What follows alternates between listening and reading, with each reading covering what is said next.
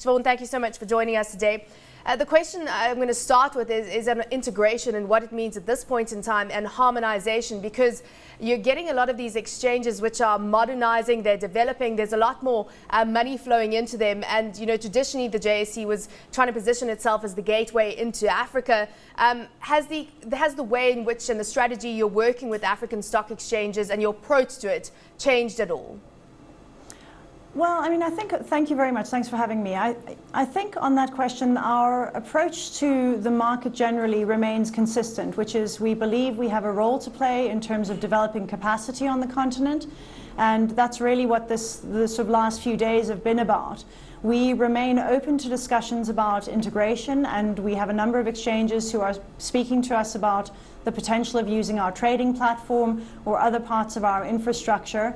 And we continue to find ways to create product that we can list on multiple markets that gives our investors in South Africa and investors in other markets the opportunity to invest in the African growth story.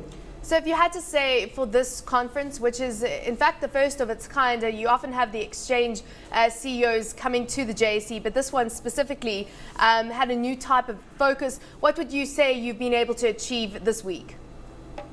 Well, one of the things we've really been proud of is we had, I think, 148 delegates representing 16 countries across the continent.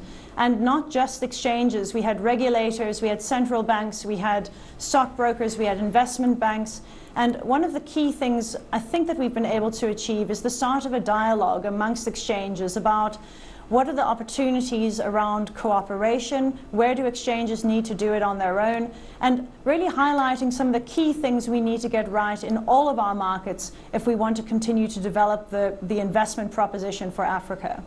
Siobhan, Wayne here. When you look at Africa at the moment, and obviously it'll change going into the future because African growth will be good, but at the moment, effectively for any volume of money, there's only 3 stock markets to invest in. The rest are incredibly small.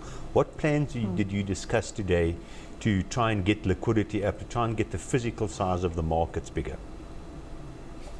Yeah, liquidity is obviously the holy grail of the stock exchanges, isn't it? The things we spoke about were really the fundamental building blocks of getting your exchange right. So, some of the stuff that is in some ways quite simple but so crucial is getting timely, relevant, accurate information out about the stocks that are listed on the market. Then looking at listings requirements and making sure that they're actually appropriate for the exchange and the environment in which the exchange is operating. And then the sort of key proposition, which is, learn from what's already out there. We don't need to make the same mistakes or reinvent the wheel. So use what's out there. Someone used the phrase, cut and paste where appropriate. Yeah, Siobhan, you're also talking about getting some of the products here in South Africa onto exchanges offshore. I know that in Botswana, for example, the JSE one of the Nedbank ETFs has been listed there, and that was hoped to improve liquidity. Are we going to see more of that? More kind of appetite for listing those alternative type of investment vehicles on those exchanges with exposure to big companies here in South Africa? Absolutely, that's what we're hoping. There was actually a focused discussion on this whole question of product development and with a focus on ETFs. And the panelists actually did a great job of describing some of the opportunities that exist for markets that perhaps have less liquid instruments to create these types of alternative investments that hopefully create this sort of virtuous cycle. And then let's not forget the opportunities that exist in the debt markets given the enormous infrastructure demand on the rest of the continent. Yeah, speaking to Malawi Stock Exchange, a very small exchange, they're hoping to revive their government bond market by next year, first quarter of next year. Talk to us about the views on this Africa Bourse and the kind of discussion that is taking place around it at this point in time, because the question is, which bourses would be included if it ever did happen? Is integration ever likely? Where are we with regards to that debate?